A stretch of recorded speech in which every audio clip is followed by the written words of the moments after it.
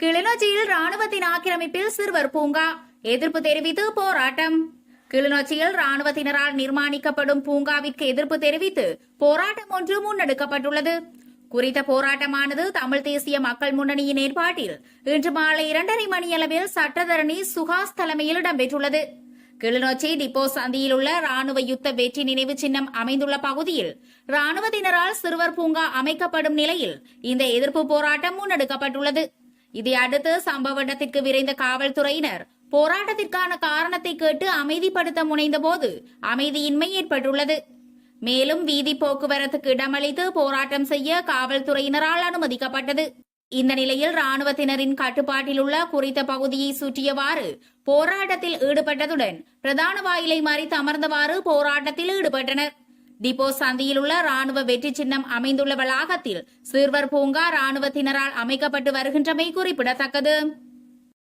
மட்டக்களப்பு காந்தி பூங்காவில் பெரும் திரளான மக்களுடன் முள்ளிவாய்க்கால் நினைவேந்தல். கிழக்கில் மட்டக்களப்பு காந்தி பூங்காவில் பெரும் திரளான மக்களின் பங்கேற்புடன் முள்ளிவாய்க்காலில் படுகொலை செய்யப்பட்ட மக்களுக்கு சாந்தி வேண்டி மௌன அஞ்சலி செலுத்தப்பட்டுள்ளது. முள்ளிவாய்க்கால் நினைவேந்தலுக்கு இலங்கை வடக்கு கிழக்கு தமிழ் மக்கள் அழைப்பு விடுத்துள்ள நிலையில் இன்று அம்பாறை, மட்டக்களப்பு மற்றும் திருகோணமலை மாவட்டங்களைச் சேர்ந்த நூற்றுக்கணக்கானோர் ஒன்று திரண்டு நினைவேந்தலில் ஈடுபட்டனர். இவ்வாறு ஒன்று திரண்ட மக்கள் முள்ளிவாய்க்காலில் படுகொலை செய்யப்பட்ட மக்களுக்கு நீதி வேண்டும் என கோரி வெள்ளை கொடிகள் ஏந்தியவாறு ஆர்ப்பாட்டத்திலும் ஈடுபட்டனர். இதையடுத்து அங்கு அமைக்கப்பட்ட நினைவேந்தல் பகுதியில் ஈகை சுடரேற்றி உணர்வுபூர்வமாக மலர் தூவி 2 நிமிட அஞ்சலி செலுத்தியுள்ளனர். இதனைத் தொடர்ந்து இலங்கை மனித உரிமை ஆணைக்குழுவின் மட்டக்களப்பு மாவட்ட இணைப்பாளரிடம் 8 கோரிக்கைகள் அடங்கிய மனு ஒன்றை கையளித்ததுடன் அங்கிருந்த அனைத்து பொதுமக்களுக்கும் கஞ்சி பரிமாறப்பட்டமை குறிப்பிடத்தக்கது. இறுதி யுத்த நினைவு நாளில் சந்திரிகா வெளியிட்டுள்ள தகவல். இலங்கையில் இடம்பெற்ற இறுதி யுத்தத்தின் முடிவை நினைவு கூறும் இன்றைய தினத்தில் வெறுப்புக்கு பதிலாக அன்பை பகிர்வோம் என முன்னாள் அதிபர் சந்திரிகா பண்டாரநாயக்க தெரிவித்துள்ளார். மே 18 போர் நினைவு நாளை முன்னிட்டு அவரால் வெளியிட்டுள்ள அறிக்கையிலேயே இவ்வாறு குறிப்பிடப்பட்டுள்ளது. மேலும் குறிப்பிடப்பட்டுள்ளதாவது: போர் என்பது வெற்றியல்ல, அது நாடு அல்லது மனித குலத்திற்கு பாரிய தோல்வியாகும். 30 வருட கால இனப்போராட்டம் காரணமாக நாடு பலவற்றை இழந்தது. வடக்கு மற்றும் கிழக்கு மாகாணங்களில் தாய்மார் தங்களின் பிள்ளைகளை இழந்தனர். அதேபோல் பிள்ளைகள் தமது பெற்றோரை இழந்தார்கள். சிங்களவர்கள், தமிழர்கள், முஸ்லிம்கள் என இன அடிப்படையில் நாம் பிளவடைந்துள்ளோம். இந்த யுத்தத்தின் காரணமாக நான் எனது கண்ணை இழந்தேன். மேலும் பல இழப்புகளை எதிர்கொண்டேன். இறுதி யுத்தத்தின் முடிவை நினைவு கூறும் இன்றைய தினத்தில் வெறுப்புக்கு பதிலாக அன்பை பகிர்வோம். பழிவாங்குவதற்கு பதிலாக மன்னிக்கவும். மனங்களில் பிசாசுகளுக்கு பதிலாக கடவுளை நிலைப்படுத்தவும். ஒருவருக்கொருவர் ஆறுதலை பரிமாறிக்கொள்ளவும் இன்றைய தினத்தில் உறுதியளிப்போம் என அந்த அறிக்கையில் குறிப்பிடப்பட்டுள்ளது. முள்ளிவாய்க்கால் நினைவூர்தியை பார்த்து கதறி அழுத இளைஞன். முள்ளிவாய்க்கால் நினைவு சுமந்த ஊர்தியில் தனது உறவுகளை கண்ட இளைஞன் ஒருவனின் அழுத காட்சி அனைவரையும் சோகத்தில் ஆழ்த்தியுள்ளது. இறுதிப் போரில் உயிர் நீத்த உறவுகளை நினைவு கூறும் முள்ளிவாய்க்கால் 15வது ஆண்டு நினைவேந்தல் நிகழ்வு இன்றைய தினம் சனிக்கிழமை வடக்கு கிழக்கு பகுதிகளில் இடம்பெற்று வருகிறது. இந்த யுத்த கால திட்டமிட்ட தாக்குதல்கள் மற்றும் பொருளாதார தடைகள் போன்றவற்றால் மக்களுக்கு உணவு, மருந்து என எதுவுமே கிடைக்கப்பெறவில்லை. இவ்வாறான திட்டமிட்ட நடவடிக்கைகளால் 2009ஆம் ஆண்டு தமிழ் மக்கள் கொத்து கொத்தாக கொன்றொழிக்கப்பட்டார்கள். இதனை நினைவுகூறும் முகமாக இந்த வாரம் முழுவதும் வடக்கு கிழக்கு உள்ளிட்ட தமிழர் வாழும் தேசமெங்கும் முள்ளிவாய்க்கால் நினைவேந்தல்கள் நடத்தப்படுகிறது. இந்நிலையில் தமது உறவுகளை பறிகொடுத்த குறித்த இளைஞனின் கண்ணீர் காணிக்கை நெகிழ்ச்சி சம்பவமாக பதிவாகியுள்ளது. கிழக்கு பல்கலைக்கழக நினைவேந்தலில் காவல்துறையினர் அடாவடி.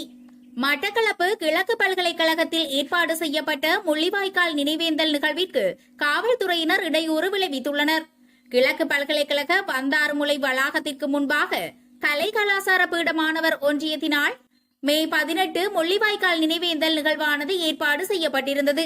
காலை 9:30 மணியளவில் குறித்த நிகழ்வு நடைபெற இருந்த போதிலும் மாணவர்களால் அலங்கரிக்கப்பட்டிருந்த மஞ்சள் சிவப்பு நிற கொடிகளை காலையில் வந்த காவல்துறையினர் அகற்றியதோடு அவற்றை காவல் நிலையத்திற்கு எடுத்துச் சென்றிருந்தனர்.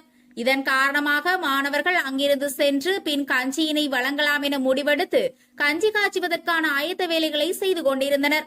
இதேவேளை அங்கு வந்த ஏறாவூர் காவல் நிலைய பொறுப்பதிகாரி உட்பட ஏனைய காவல்துறை அதிகாரிகளும் பதாகைகள் மற்றும் சுடர்கள் ஏற்றப்படக்கூடாது என கூறி தடுத்ததுடன் அங்கிருந்த பதாகைகளை கிழித்து எறிந்து மாணவர்களை மிகவும் அச்சுறுத்தியதாக தெரிவிக்கப்படுகிறது. அத்துடன் தொடர்ச்சியாக சீருடை தரிக்காத காவல்துறையினர் அங்கிருந்த அனைவரையும் காணொளி பதிவு செய்ததோடு ஊடகவியலாளர்களையும் தெளிவாக தெரியும் வகையில் பதிவுகளை எடுத்திருந்தனர். மேலும் மாணவர்கள் சுடரேற்றி மலரஞ்சலி செலுத்த இருந்த வேளை அதை தடுத்ததோடு அந்த இடத்தை விட்டு கலையும்படியும் கிழக்கு பல்கலைக்கழகத்திற்குள்ளே செல்லும்படியும் இல்லையென்றால் உங்களை கைது செய்வோம் எனவும் மாணவர்களை காவல்துறையினர் மிரட்டினர். இந்த நிலையில் ஏன் இவ்வாறு நடந்து கொள்கிறீர்கள், ஏன் இதை தடுக்கிறீர்கள் என ஊடகவியலாளர்கள் கேள்வி எழுப்பிய போது எதற்கும் சரியான பதிலில்லாமல் இவர்களை கலைந்து செல்ல சொல்லுங்கள், இல்லையென்றால் இவர்களை கைது செய்வோம் என அச்சுறுத்தியிருந்தார்கள். மேலும் அங்கிருந்த அவர்களுடைய பெயர்களை சேகரிப்பதில் காவல்துறையினர் ஆர்வமாக இருந்ததுடன் வீதியால் சென்ற கஞ்சியினை பெற வந்தவர்களை கூட காவல்துறையினர் அச்சுறுத்தி துரத்தியதாக கூறப்படுகிறது. இவ்வாறு பெரும் அராஜகத்தை நிகழ்த்திய காவல்துறையினர் கஞ்சிப்பானை, அங்கு பயன்படுத்தப்பட்ட பாத்திரங்கள், பல்கலைக்கழகத்திற்கு சொந்தமான மேசை என எல்லாவற்றையும் காவல் நிலையத்திற்கு எடுத்துச் சென்றிருந்தமை குறிப்பிடத்தக்கது. வெள்ளவத்தையில் நினைவேந்தலில் ஈடுபட்டவர் கைது. கொழும்பு வெள்ளவத்தை பகுதியில் இன்று முள்ளிவாய்க்கால் நினைவேந்தல் நிகழ்வுகள் இடம்பெற்றிருந்தது. இதன்போது எதிர்ப்பில் ஈடுபட்ட சிவில் சமூக செயற்பாட்டாளர் ஒருவர் காவல்துறையினரால் கைது செய்யப்பட்டுள்ளதாக தகவல் வெளியாகியுள்ளது. தமிழ் மக்களுக்கு எதிரான யுத்தத்தில் உயிரிழந்தவர்களை நினைவு கூறும் முகமாக இன்று வெள்ளவத்தை கடற்கரையில் முள்ளிவாய்க்கால் கஞ்சி வழங்கப்பட்டுள்ளது. காணாமல் ஆக்கப்பட்ட சிரேஷ்ட ஊடகவியலாளர் பிரகித் என்னகலியகொடவின் மனைவி சந்தியா என்னலியகொட காளிமுகத்திடல் ஆர்ப்பாட்டக்காரர்களால் ஆரம்பிக்கப்பட்ட மக்கள் பேரவை எனும் அமைப்பின் உறுப்பினர் ராஜ்குமார் ராஜீவ்காந்த், சமூக செயற்பாட்டாளர்கள் மற்றும் பொதுமக்கள் உள்ளிட்ட பலரும் இந்த நிகழ்வில் கலந்து கொண்டுள்ளனர். இந்த நிகழ்வில் பங்கேற்றவர்களுக்கு முள்ளிவாய்க்கால் கஞ்சி வழங்கப்பட்டதுடன் அனைவரும் வெள்ளை மலர்களை கடலில் தூவி போரில் உயிரிழந்தவர்களை நினைவு கூர்ந்துள்ளனர். நினைவேந்தல் நிகழ்வு முன்னெடுக்கப்பட்ட பகுதியில் அதிகளவான ஸ்ரீலங்கா காவல்துறையினர் குவிக்கப்பட்டிருந்ததுடன் நீர்த்தாரை பிரயோக வண்டிகளும் நிறுத்தி வைக்கப்பட்டிருந்தமை குறிப்பிடத்தக்கது. எச்சரித்த காவல்துறையினர், தடையினை மீறி வழங்கப்பட்ட முள்ளிவாய்க்கால் கஞ்சி. மட்டக்களப்பு வாகரை பகுதியில் காவல்துறையினரின் தடையினையும் மீறி முள்ளிவாய்க்கால் நினைவேந்தல் கஞ்சி வழங்கப்பட்டுள்ளது. குறித்த நிகழ்வானது முள்ளிவாய்க்கால் நினைவேந்தலின் 6வது நாளான நேற்றே இடம்பெற்றுள்ளது. கதிரவேலி வைத்தியசாலை பிள்ளையார் ஆலயத்திற்கு முன்பாக வாகரை பிரதேச பொது அமைப்புகளின் ஏற்பாட்டில் குறித்த முள்ளிவாய்க்கால் நினைவேந்தல் கஞ்சி பரிமாறுவதற்கான ஏற்பாடுகள் முன்னெடுக்கப்பட்டிருந்தன. இதன்போது அங்கு வருகை தந்த வாகரை காவல்துறையினர் அப்பகுதியில் கஞ்சி வழங்கும் செயற்பாட்டில் ஈடுபட்டவர்களை அச்சுறுத்தி அங்கிருந்து செல்லுமாறு எச்சரிக்கையும் விடுத்துள்ளனர். அத்துடன் உயிர் நீத்தவர்கள் நினைவாக ஈகச்சுடர் ஏற்றுவதற்காக தயார் நிலையில் வைக்கப்பட்டிருந்த பொருட்களையும் வீசி எறிந்ததாக ஏற்பாட்டாளர்கள் தெரிவித்துள்ளனர். இந்நிலையில் காவல்துறையினரின் தடையை மீறி அப்பகுதியில் முள்ளிவாய்க்கால் கஞ்சி வழங்கல் நிகழ்வு இடம்பெற்றுள்ளது. மேலும் குறித்த நிகழ்வில் மட்டக்களப்பு மாவட்ட சிவில் சமூக செயற்பாட்டாளர் ஒன்றியத்தின் தலைவர் உட்பட பல செயற்பாட்டாளர்கள் கலந்து கொண்டிருந்தமை குறிப்பிடத்தக்கது. மின்கட்டணம் குறைப்பு தொடர்பில் பிரதமர் வெளியிட்ட முக்கிய அறிவிப்பு.